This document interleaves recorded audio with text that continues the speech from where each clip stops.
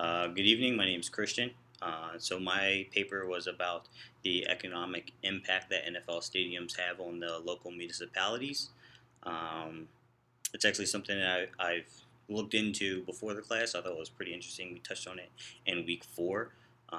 So just a little background information. The NFL was estimated to generate, or estimated that it generated $14 billion in 2017. And since 1997, there's been an estimated $6.7 billion of public spending built on the construction of those stadiums. Um, However, despite all that, the economic impact has never been proven to be positive. Um, Time and time after again, you look at it, and just from examining the situation, it seems like the rich are getting richer. Um, so we can take a look at recently what happened with the Rams deciding to go back to LA. They left St. Louis with a $144 million debt for the stadium. Um, and not too far ago, in 2010, when the Giants decided to move to MetLife Stadium, they left $100 million in debt for the taxpayers of that area. Um, so it is something that definitely has an economical impact. It just so far hasn't been proven to be positive.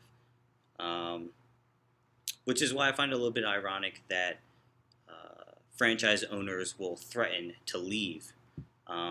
If you look at the case of what was done in Minnesota, uh, franchise owner threatened to leave if he didn't get what he wanted. Taxpayers wound up funding more than 50% of the stadium. In addition, they gave the organization $7.5 million a year in the operating subsidy.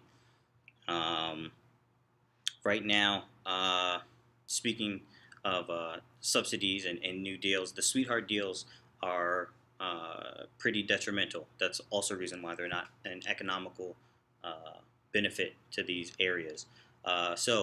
Referring again to MetLife Stadium, um, under the Giants Stadium, a lot of the revenue was shared and it was taxed. But when they signed the deal for MetLife, even though it was a 100% privately funded stadium, the sweetheart deals make it so it really wasn't a good deal for the local taxpayers. For instance, um, they get to generate money tax free. Uh, Parking fees, ticket sales, when they rent out the venue for concerts, all that money is generated tax free. Under the old agreement, it was shared with the local municipality. And if they decide to tax that revenue generated by MetLife Stadium, it's actually taken from their yearly rental fees.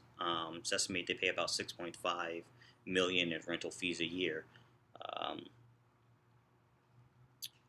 Another thing I wanted to look at was how Gillette Stadium was another stadium that was technically 100% privately funded, at least the construction of it was. Um, but the sweetheart deals again made it so that it has not exactly been a good economical or had a good economical or economic impact on the surrounding area.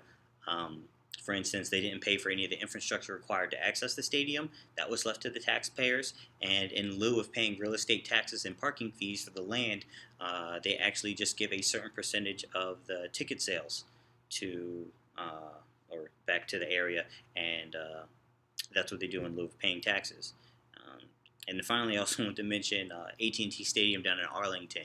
So it's estimated that their property tax would be $6 million a year, but they avoid that by having a art museum on the property, and they give uh, educational tours, and so they are granted tax exempt status.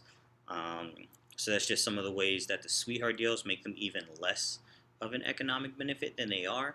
Um, it's often said that the economic benefits of a stadium are grossly misrepresented, partly due because they don't generate any new spending.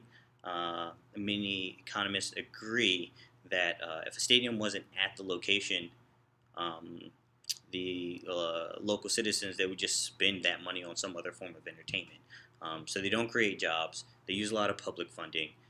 They get ridiculous amounts of tax breaks and subsidies for franchises that are already in the or worth billions of dollars. So yeah, I